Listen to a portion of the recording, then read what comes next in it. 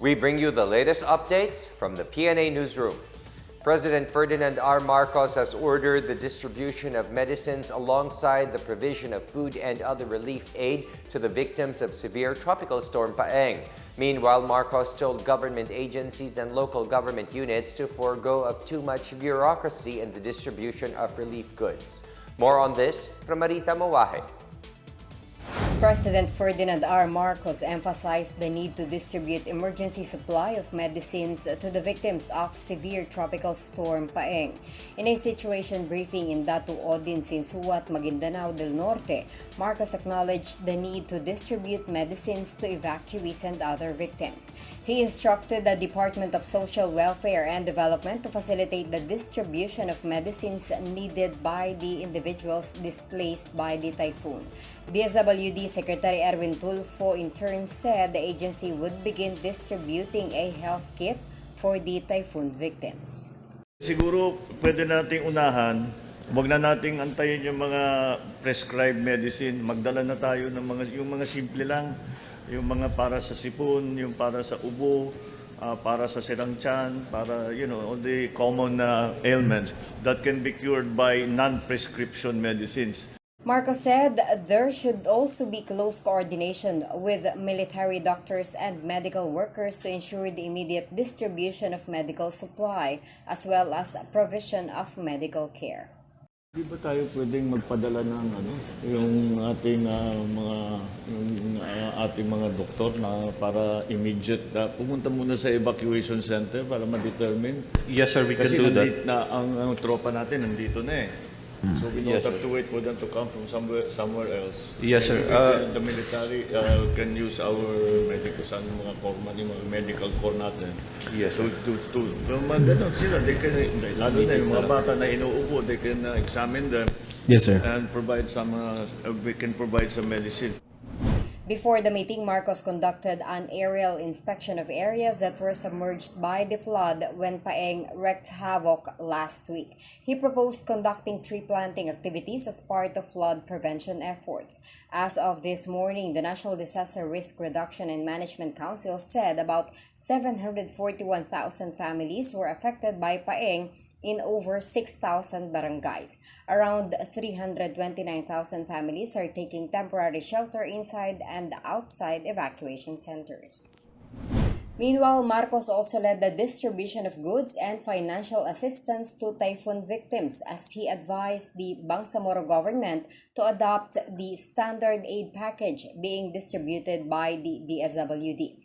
This after Nagib Sinarimbo, head of the Bangsamoro Autonomous Region in Muslim Mindanao Rapid Emergency Action on Disaster Incidents, identified food, wash, shelter, education, and health as the top 5 needs of the affected residents. For the distribution of relief aid, Marcos said that too much bureaucratic process should be stopped and that assistance should reach typhoon and other calamity victims. At the briefing, Marcos recalled his experience during the Typhoon Yolanda in 2013 when he said tickets were used in the distribution of relief aid.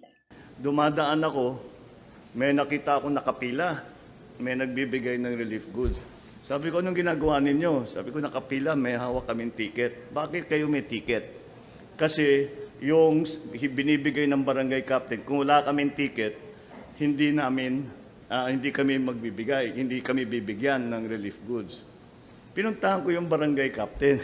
Sabi ko, bakit may ticket? Sabi niya, baka magdoble. Ano kung magdoble? Bigay nyo na rin lahat. Just give everything. Hindi yayaman ba yung tao na meron nakadoble siya na food pack? Hindi yayaman.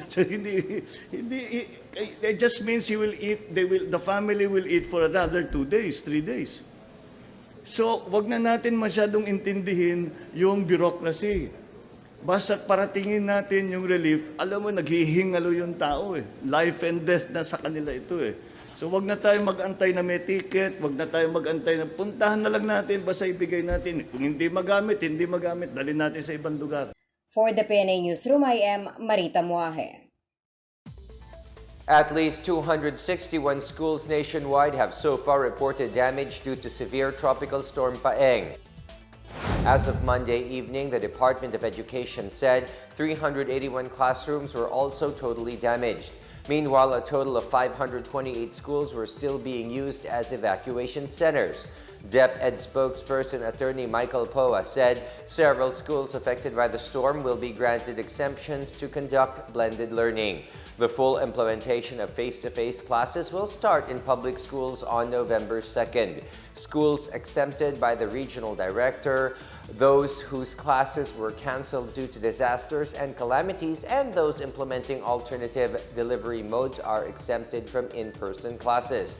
On the other hand, private schools have the option to hold blended learning modality or full distance learning for the rest of the school year.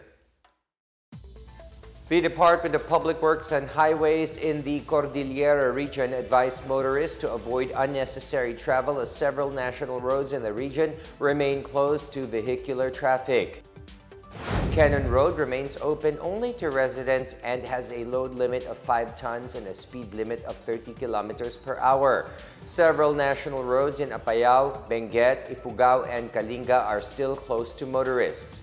Meanwhile, the Department of Social Welfare and Development reported that 41 municipalities, 131 barangays, and 2,910 families were affected by Paeng in the Cordillera. About 106 displaced families are in evacuation centers. The DSWD also pre-positioned over 20,000 family food packs and 27,000 non-food items in Abra, Benguet, Ifugao, Kalinga, Mountain Province, and Apayao. The Department of Trade and Industry reminds businesses in areas under state of calamity to follow the automatic price freeze on basic necessities. DTI Secretary Alfredo Pascual said they are monitoring supermarkets and grocery stores in areas affected by severe tropical storm Paeng to ensure availability of supply and stability of prices. Establishments found violating the price freeze may face charges and fines. Consumers are also encouraged to report incidents of overpricing or hoarding to the DTI hotline. Among the basic necessities monitored by the DTI are canned fish, instant noodles, bottled water, bread, processed milk, coffee, candles, laundry soap, detergent, and salt. The Department of Agriculture monitors prices of rice, corn, cooking oil, marine products, eggs, pork, beef and poultry meat, milk, vegetables, root crops, sugar, and fruits. The Department of Health handles drugs classified as essential. The Philippine National Police will remain on full alert status in time for the implementation of mandatory face-to-face classes on November 2nd. The PNP is currently on full alert until November 4 to secure the Long Undas weekend.